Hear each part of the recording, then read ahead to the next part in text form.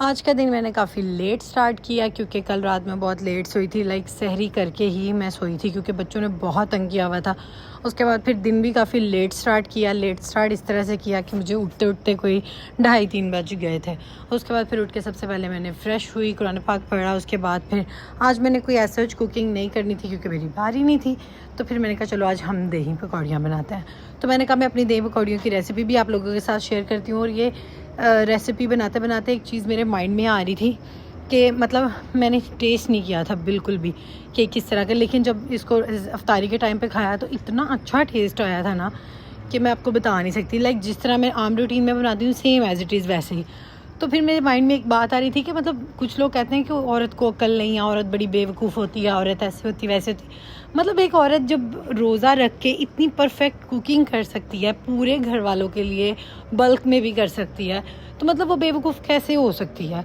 मतलब आपको उसकी समझदारी और जहानत और उसके ये हुनर नज़र नहीं आते कि वो कितने अच्छे से घर को हैंडल कर रही है, अपने घर को, अपने बच्चों को और इन सारी चीज़ों को साथ लेके चल रही है। तो फिर वो किस तरह से बेवकूफ़ हुई है, किस तरह से अक्लमंद नहीं है वो। तो मतलब जो लोग इस तरह की सोच रखते हैं, मेरा ख्याल है कि वो खुद इस तरह की मतलब उनकी मेंटालिटी और ये सब कुछ वो खुद उसी एक घेरे में कैद है।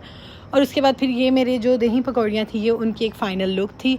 लिहाजा मेरा ख़्याल था कि ये जो मतलब औरतें हैं ना जो इस तरह से अपने घर को लेके चलती हैं, बच्चों को और ये सारा, तो ऐसी ही औरतें हैं जो घर को जन्नत बना के रखती हैं। अब ये आपके अपने जहन का, अपने माइंड का है कि आप किस तरह से किस चीज़ को देखते हैं, अपना देखने का नज़रिया है ना।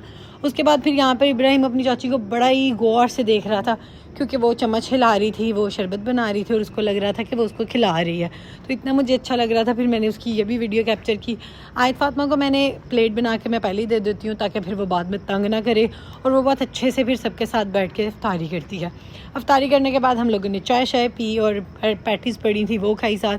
और उसके बाद गपशप करने के बाद फिर हम लोगों ने कहा कि चलो जी चलते हैं शॉपिंग करने। फिर हम लोग गए, चले अमेजिना रोड पे सारे वो हैं ब्रांड्स हैं, उनके आउटलेट हैं। फिर वहाँ पे बारी बारी सारे आउटलेट में जाके डिफरेंट ड्रेसेस को देखा। मैंने एक्चुअली मेरा अपना पर्सनल एक्सपीरियंस है, मैंने बड़े सूट बनाए हैं 18,000 का, 15,000 का, 16,000 का, हर ईद का सूट इस तरह होता था। तो फिर मैंने इस दफ़ा सोचा कि मैंने जस्ट एक अच्छा थोड़ा सा फैंसी सूट बना लेना है क्योंकि मौसम अच्छा है। बाकी सारे कपड़े मैं नॉर्मल लॉन के बनाऊंगी। लॉन के सूट का मतलब क्या है, मतलब लॉन का सूट आप इतना महंगा ख़रीद के उसको बक्से में ही बंद रखना है तो भाई फ़ायदा क्या इतने पैसे लगाने का। ये बात आहिस्ता आहिस्ता मुझे अब जाके समझ आई है। खैर यहाँ पे मैंने काफ़ी सारी शॉपिंग कर ली, लेकिन ईद तक आपको मेरे इस तरह के व्लॉग्स मिलते रहेंगे क्योंकि मैंने अभी बहुत शॉपिंग करनी है, बहुत ज़्यादा। फिर नया सारी चीज़ें, बच्चों की, अपनी रहील की, सबकी शॉपिंग अभी मैंने ही करनी है।